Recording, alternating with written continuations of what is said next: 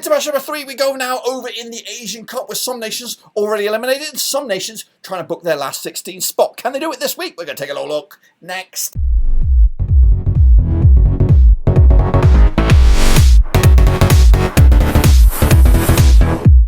That's right, folks, back once again with another prediction video. Today we look forward to match number 3, part 1, of course, over in the Asian Cup. And we'll get to that in a second. If you know where you've been, smash your subscribe button, bang out to all things Asian Cup related, Blabbing Rovers related, world football related. We're going to all hear, boys, under one rooski. Of course, Qatar, I think Australia are already through. Who else is going to join them? We're going to take a little look in a second. Of course, big shout out to my VIPs. They are the patrons. You know who you are. But of course, let's get into it. Of course, kick it all off with a look back at matchday number 2, part 1, right here, right now. Recapping the results, of course, as we get into it. Kicking all off with this one. It was Lebanon against China, 0-0 in the end. 1-0 win it was, in my eyes, for China. Got the one wrong. Meanwhile, Qatar with a 1-0 win over Tajikistan. Out with a 2-1 win, so ain't too shabby on that one. Of course, that secures the berth for Qatar into the last 16, of course. And joining them will be Australia with a 1-0 win over Syria. Of course, I want the 1-1 draw on that one. Into Group B also was Uzbekistan, 3-0 win over India. I went with a 2-0 win. I think Uzbekistan also through in the last 16. We'll confirm that in a second here. Meanwhile, we got going on here. It is, of course, over in Group C. It is Syria against UAE. 1-1 it was in the final score there. I went with a 2-0 win myself. And then wrapping it up there. A little bit confused with these flags here. Hong Kong, Iran, it should have been there. I don't know what's gone on here. But it was a 1-0 win for Iran. That flag's wrong.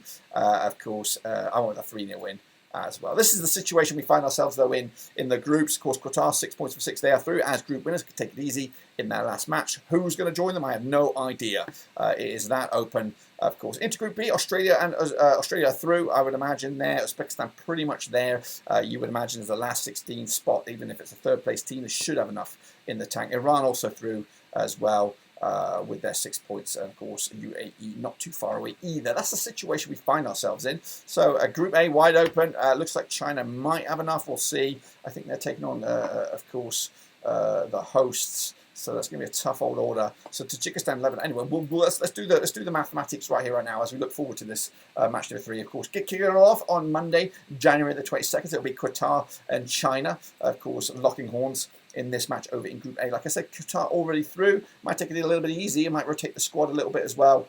They cannot be caught in as Group A winners. They played each other 8 times. 2008, we got 4 wins Qatar, 2 for China, 2 draws as well. Qatar, they're coming to on a 2-0 win, scoring 6 goals in total. Of course, on those 8 games, 0.75 goals a game on average. China, though, 2-0 win the biggest, scoring 4 goals in those 8 games, 0.50 goals a game on average as well. Now, Qatar, 4 wins the last 5, 6-7% form for them right now. China, winless in the last 4, just 1 win in the last 6. Of course, these two sides did play each other back in September 2018. It was a 1-0 win for Qatar. That was back at an international friendly. The situation in the bookies, though, 6-5 is Qatar, 2-1 is the draw, 11-4 is your away win here. I do fancy, I'm going with a 2-0 win, but it does smell like a draw. It smells like an opportunity that China, so Qatar will rotate the squad, and China, of course, who've been pretty much played bog average, to be honest with you. Not conceded a goal, not scored a goal. So I can see a 0-0 here, which will put China on 3 points, which will put them in the discussion maybe as the last 16 spot, but maybe even as the last 16 spot as a runners-up with 3 draws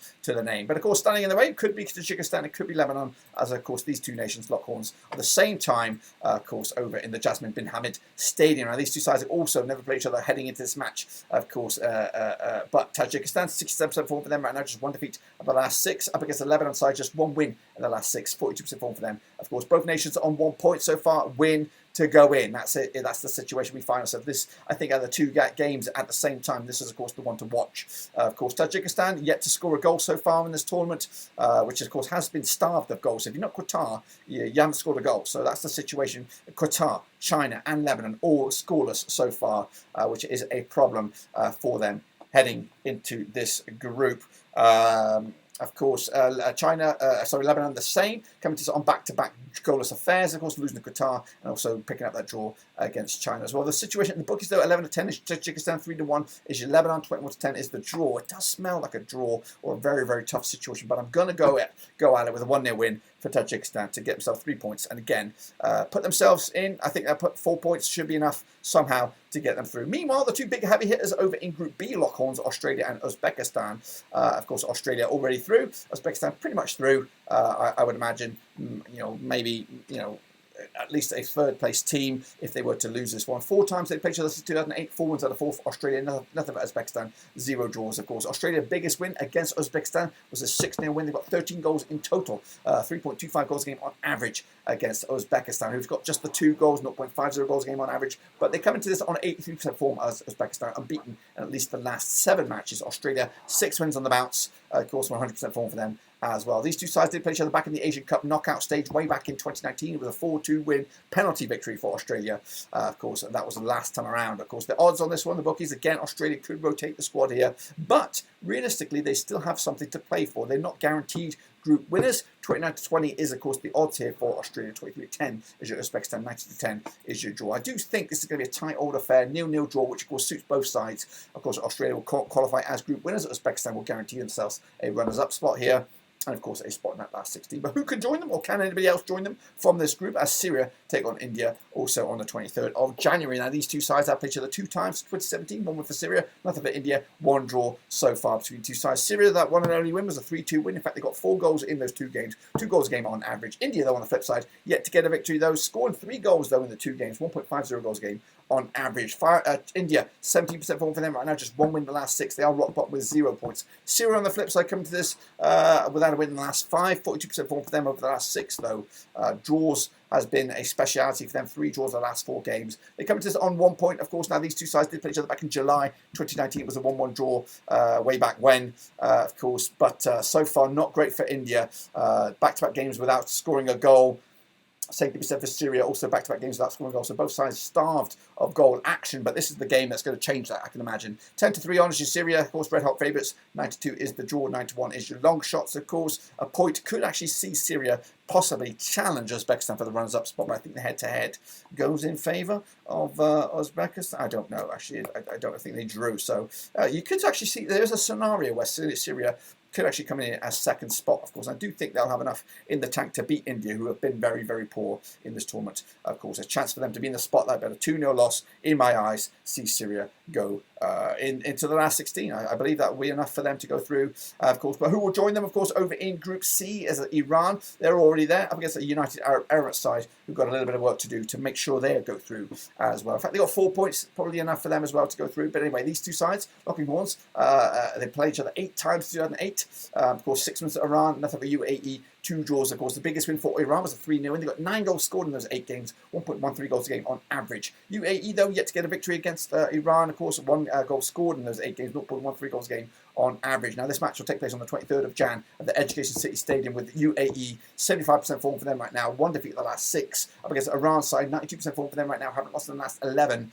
Of course, and looking pretty good for them at the moment. These two sides did play each other way back in February 2022. It was a 1-0 win for the Iran. Of course, it was a World Cup qualifying game. Of course, it's been 5 wins on the spin for Iran. Haven't conceded a goal in any of those last games as well. And the bookies do see that as well. They've got 13-8 on is your Iran, 5-1 is, of course, your UAE, and 13-5 is, of course, your draw here. Again, Iran should, might see this as an opportunity to rest some players, but realistically, UAE do have a shot at winning the group. If they were to win, of course, it'll put Iran on 6 points, to put UAE on 7 points. So I think there's still a little bit of business to take care of for Iran. I think they'll still be too strong for UAE side, and I think UAE will have enough in the tank to make it a last 16 spot as well, possibly even as a runners-up. We'll see that in a second. 3-1 win for me in the end for the Iran to take care of business and again move into the last 16 as group winners.